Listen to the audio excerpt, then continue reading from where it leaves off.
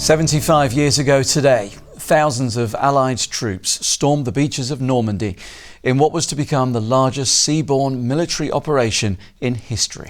The 6th of June 1944 was D-Day, a day that ultimately changed the course of the Second World War.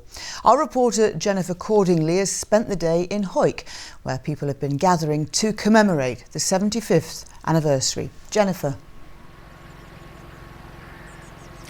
Yes, I'm in a very sunny, very beautiful Wilton Lodge Park in Hawick in the Scottish borders, a world away from those scenes 75 years ago in northern France, when Allied troops stormed the beaches of Normandy, which was the start of the campaign to liberate northwestern Europe.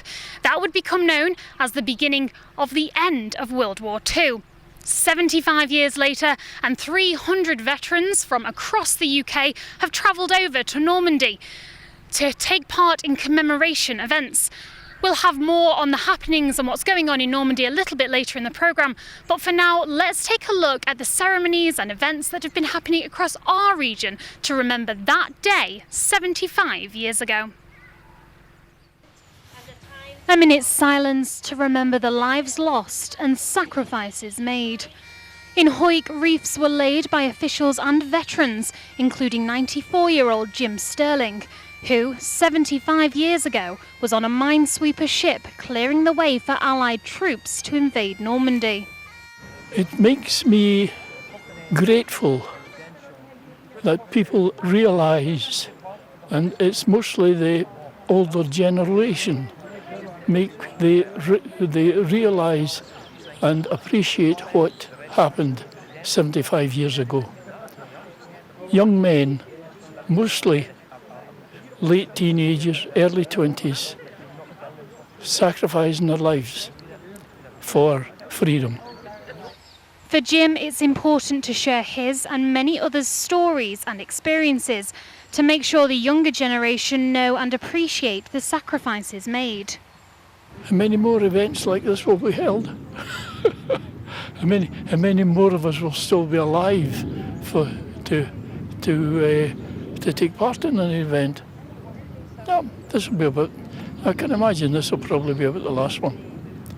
In Carlisle, a commemorative tree was planted in Rickaby Park, organised by the Royal British Legion.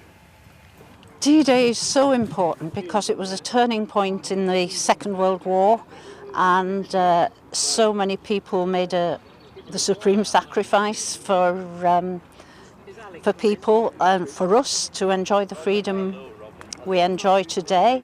On this, the 75th anniversary of D-Day, we gather to give thanks and to remember. At St John's Church in Dumfries, prayers were said and a memorial service was held to remember the fallen.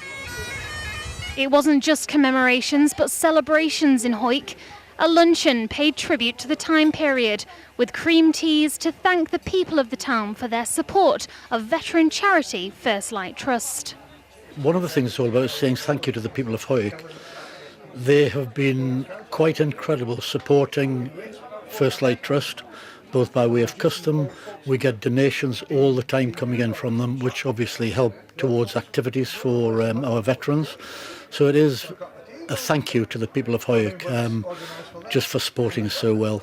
It's hard to think about something like that, and it must have been so terrifying for them, but it's amazing that he did that and is still here today.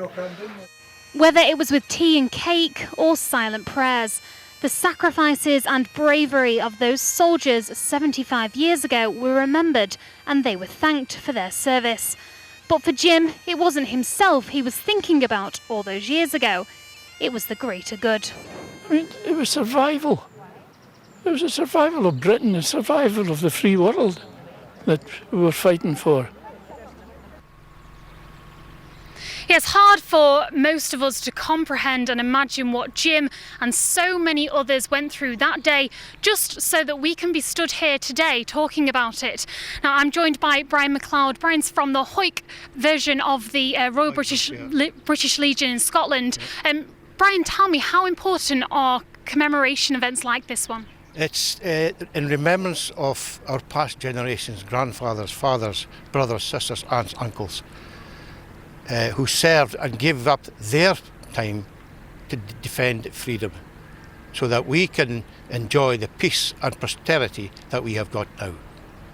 Brian, thank you so much. I'm also joined by Caroline Brown. Caroline is from the charity First Light Trust that you just saw in the package there.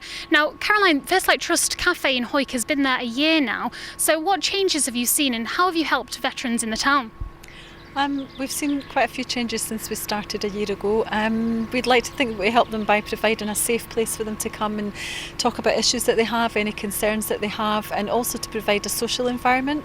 So today, with Jim being, as to our knowledge anyway, the only D-Day veteran in the Scottish borders, we did ask if there was any more, but none came forward. We thought we would put that on for him because he couldn't go to Normandy. And what that's done is brought everybody together as a unit and made us all kind of realise how important it is as well. So in conjunction with the Royal British Legion and First Light Trust, we managed to do the afternoon tea and everybody had a great time. And we'll just go on to the next project now and hopefully it'll keep getting bigger and better, and we're always there for anybody that needs us whenever we need us. Caroline, thank you so much. Really special events today. We've had talks, we've had commemorations, and we've even had some music today, and we're going to have a little bit more now. Hello ladies, these are the Golden Girls and they're going to be singing for us. Keep right on to the end of the road. To the end of the road, keep right on to the end. Though the way be long, let your heart be strong. Keep right on round the bend. Though you're tired and weary, still journey on till you come to your happy abode, where all you love and be dreaming of will be there at the end of the road. Keep right on to